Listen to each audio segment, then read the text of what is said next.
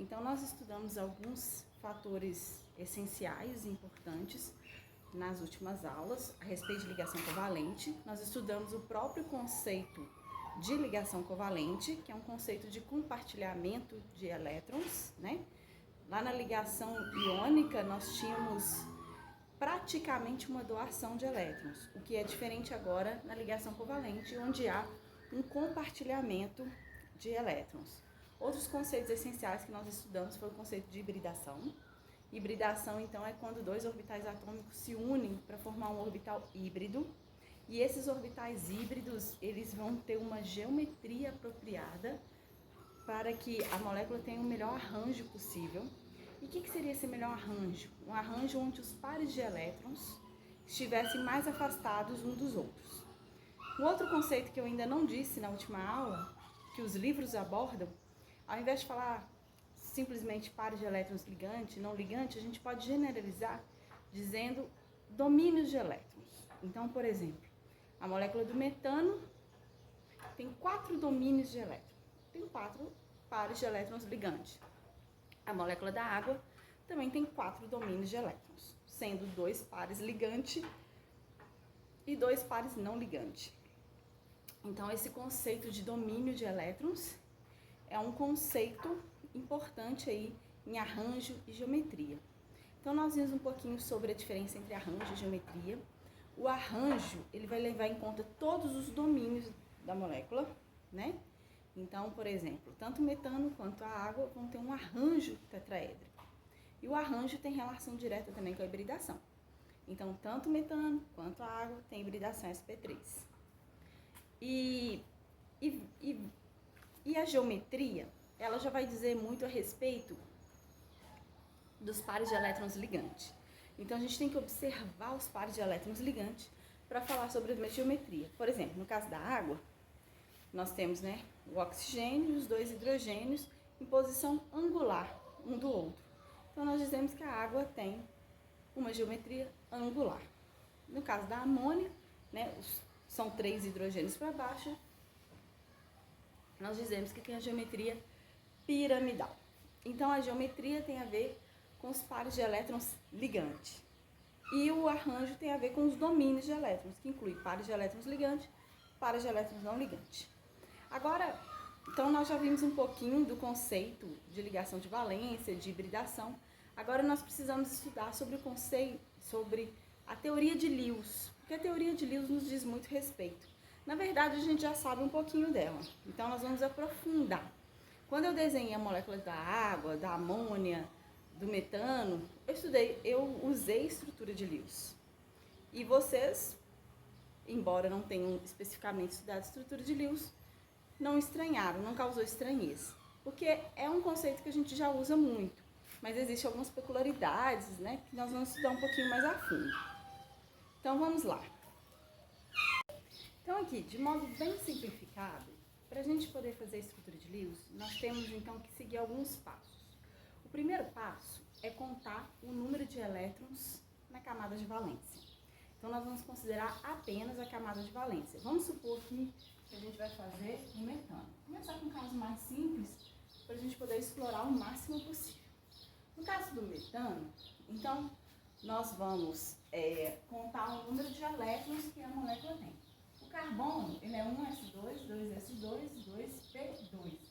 Lembrando que a camada de valência do carbono tem 4 elétrons, embora o número atômico do carbono seja 6. Então, nós só vamos contar o último nível. Então, 4 elétrons. E o hidrogênio é 1s1, 1 elétron. Portanto, essa molécula aqui tem 4 mais 4 vezes 1, ou seja, ela vai ter 4 elétrons do carbono e 4 elétrons, 1 de cada hidrogênio. Ou seja, ela vai ter 8 elétrons no final. Então, a primeira coisa é contar o número de elétrons. A segunda coisa, nós montamos o esqueleto da molécula. E para montar esse esqueleto da molécula, o que seria esse esqueleto primeiro? Seria assim, qual átomo está diretamente ligado a qual átomo? Então, nós sabemos com certeza, né, que nós temos o carbono ligado aos átomos de hidrogênio. Então, esse é o esqueleto da molécula. E quando eu monto o esqueleto da molécula, eu já estabeleço algumas ligações químicas. Então, aqui eu já estabeleci 4 ligações químicas. Depois, a gente vai completar o octeto dos átomos terminais. Ou seja, quando a gente vai montar o esqueleto da molécula, nós vamos escolher quem é o átomo central.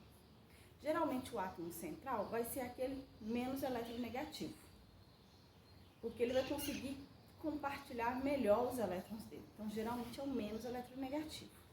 Mas existem algumas peculiaridades. Por exemplo, o hidrogênio e o flúor sempre vão ser átomos sempre vão ser átomos terminais. Sempre. Eles só podem estabelecer uma ligação química. Nunca nós vamos ter um hidrogênio ou um flúor estabelecendo mais que uma ligação química. Montou o esqueleto da molécula, agora nós vamos fazer a distribuição de elétrons. Se houver alguma sobra de elétrons, nós vamos colocar essa sobra de elétrons no átomo central. Então, nós temos aqui, cada tracinho representa uma ligação química. Uma ligação química é um compartilhamento entre um elétron de um átomo e de outro. Então, aqui nós já temos 2, 4, 6, 8. Já está fechado. Depois que a gente fecha, a gente tem que adaptar a melhor estrutura possível. Inicialmente, a gente faz um rascunho.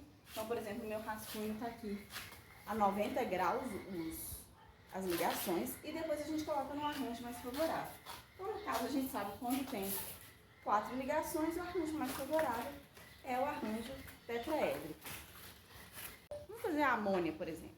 A amônia já começa a ser um pouquinho mais complexo, porque a gente lembra, a gente tem a parte de elétron não ligante. Então, se eu fizer a amônia, a gente tem que lembrar lá o seguinte: o nitrogênio, ele tem um número atômico 7, e ele tem quantos elétrons na camada de valência? Ele tem 5 elétrons na camada de valência. Então, só para lembrar lá, o nitrogênio é 2s2, 2p3. 5 elétrons na camada de valência. Desses 5 elétrons, a gente tem que somar, então já tem 5 elétrons da amônia, mais cada hidrogênio tem um elétron, mais um elétron de cada hidrogênio. Então, nós totalizamos aí também 8 elétrons. Então, como no caso lá do metano, nós temos aqui no caso 8 elétrons. Então, nós vamos montar o esqueleto da molécula. Diferente do caso do metano, agora nós não temos 4 elétrons para colocar ao redor do nitrogênio. Nós temos apenas 3 elétrons. Então, a gente já contou o número de elétrons, montamos o esqueleto da molécula, ou seja, qual átomo está ligado a qual átomo, e agora a gente vai distribuir os elétrons, começando sempre pelos terminais, ou seja, a gente sempre tem que completar primeiro o octeto dos átomos terminais. No caso do hidrogênio, ele está com o octeto completo apenas com uma ligação química. Então, assim, quantos elétrons nós já distribuímos? 2, 4, 6. Mas a molécula tem que ter 8 elétrons. Então, tem uma outra parte que fala assim: qualquer sobra de elétrons deve ser colocado no átomo central. Então, a gente completa aqui o átomo central. Depois a gente confere se todos os átomos estão com o octeto completo. Então, o hidrogênio com 2 elétrons, ele se estabiliza. O hidrogênio e o hélio se estabilizam com 2 elétrons. O nitrogênio precisa de completar o octeto. Então, nós contamos 2, 4, 6, 8. O nitrogênio está com o octeto completo. Então, a molécula está pronta. Se nós temos 4 domínios de elétrons, o arranjo é sp3. Mais um domínio é não ligante. Portanto, nesse caso aqui, a geometria é piramidal.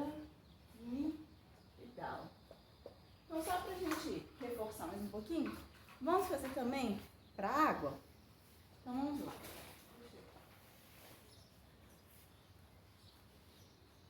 Então, no caso da água, né?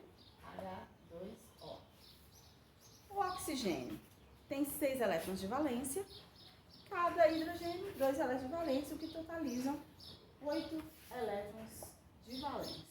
Então, nós temos oxigênio, montamos o esqueleto, ou seja, estabelecemos uma ligação química com cada hidrogênio e aí a gente conta o número de elétrons distribuídos na molécula e termina essa distribuição. Então, nós já temos 2, 4. Faltam ainda 4. Não tem mais como colocar, então a gente coloca essa sobra no átomo central. Então, nós temos aí no oxigênio 2, 4, 6, 8 elétrons, o octeto completo. Tranquilo?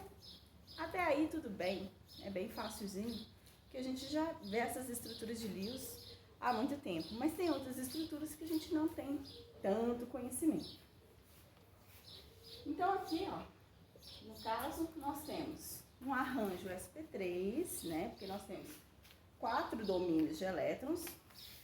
1, 2, 3, 4. Toda vez que forem 4 domínios de elétrons, nós temos um arranjo sp3. E a geometria, nesse caso, é angular.